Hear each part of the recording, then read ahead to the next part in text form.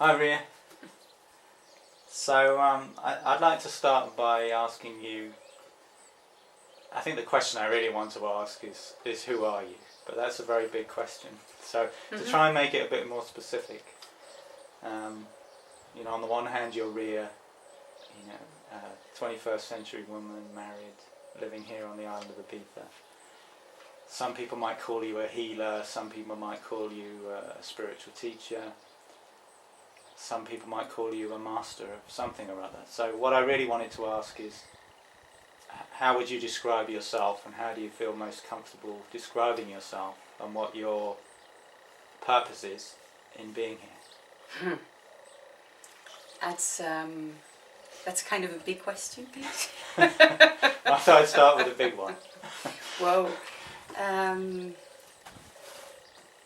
To be quite honest, to describe myself in the first place is not very comfortable.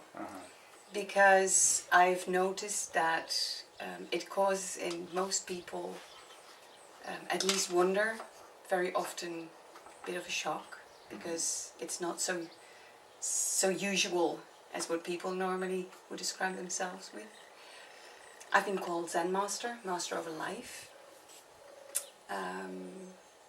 That in itself, to have been called Master, is an enormous challenge. It's not the pat on the shoulder kind of thing, that one thinks, oh great, here I am, I'm big and I'm somebody. And no, it's more like, oh my God, now I'm called Master, and now everybody's going to see that I'm a master, and I have to prove that I'm a master.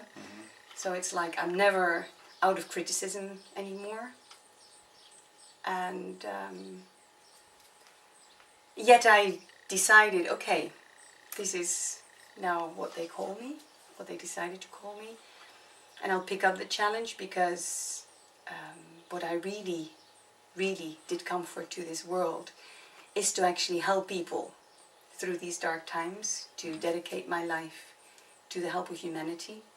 And so that's what I'm doing, that's what I've come for.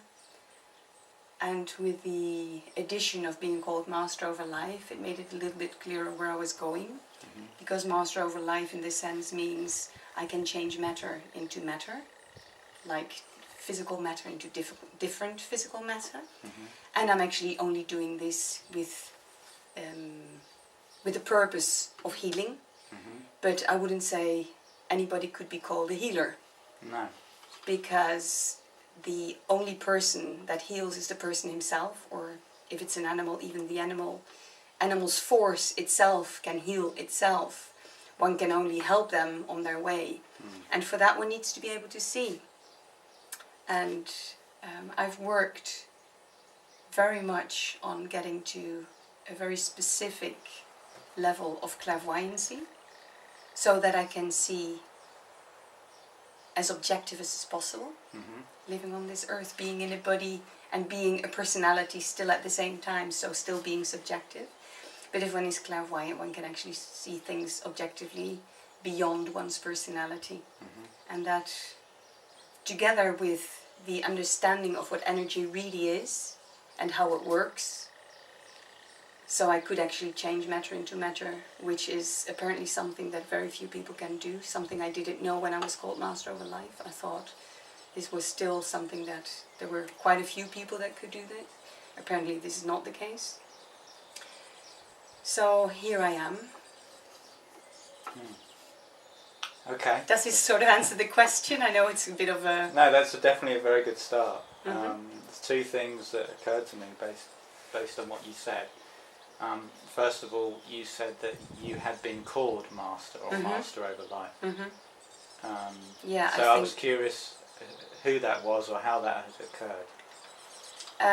You come to a place with me that I don't find very comfortable, because I don't really think it's very relevant of what kind of past one has, because it's only a little bit for caressing egos, whether it's mine or somebody else's.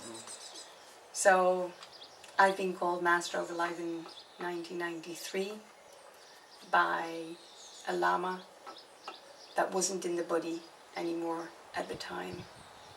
And there were witnesses in the body that were there when I was called Master over Life. Was that a Lama who recently deceased? No, that's a Lama that hasn't lived for quite a while already. Okay, so yeah, I guess really the root of my question was. So you're not in any way self-declared. You know, something very profound occurred, and you were given this challenge. Yeah. Yeah. I think that anybody who takes up the what would I call it? It's not even courage. I think it's the ignorance of calling themselves a master.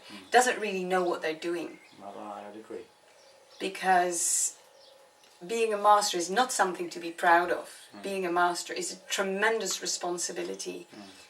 And if people would know 5% of the responsibility that I've been carrying all through my life, I don't think there would be one person on this whole entire planet that would like to swap with me. But as I've noticed that there are quite a few people that actually would like to swap with me, I don't think they realize what it's like. It's a big heavy weight, to be quite honest. It's a tremendous responsibility and a big heavy weight, as you describe it, but obviously one that's willingly and open-heartedly embraced by yourself. Obviously. I know it's another very big question, but maybe you could just say very simply why it is such a heavy weight. The more one knows what one is actually doing, the more one realizes what one cannot do. The more one sees that what people are actually suffering and why it is that they're suffering, and how one is actually capable of helping them, and what one is allowed, what way one is allowed to help them, that's a big responsibility. Right. Because it's like somebody would say, in the way, if somebody's really ill, just help them to get up and go again. And then when one sees why actually that person is ill, and what the illness is supposed to tell that person, and that person really needs to go through that process. And at the same time, one is being in a body, and one is being a human being, and is very passionately feeling compassion for that person, because one sees that this person is suffering, and there's nothing more than one would want to is take away the suffering, but one sees one is not even allowed to do it, because one would take away a chance for this person for his own involvement. Exactly. Yeah. That's a tremendous weight, and it's always a very fine line where to, where How is to it? respond. Yeah, because it's like, okay, I'm definitely going to help. It's not that I'm not going to help. But it's like, what am I allowed to do? That is a constant question, or questioning, because it doesn't occur as a question, but it's a constant awareness of knowing that I can do this and I cannot do that. And I wish I could do this, but I cannot do that. I'm a mother. I've got 2 daughters. So I know the very human feeling of not wanting to see one's own child suffer. And yet at the same time, when I see one of my daughters, who is always more connected with me than the other one, when I see her suffer, I know that I have to stay off and just offer myself as being there in case she needs me. But if she doesn't want to go that path, to let her just go the path that she chooses. Right. Although I know that if I would help her, that it could be easier for her, it could save her from a lot of pain. But if that's not the path that she wants to choose at that very moment, and she first wants to go through all this suffering, which is something that I suffer more than my own real suffering, that's heavy, that's tough. And this is a little bit with everybody I've ever helped in my life. It's a little bit like this with my daughter.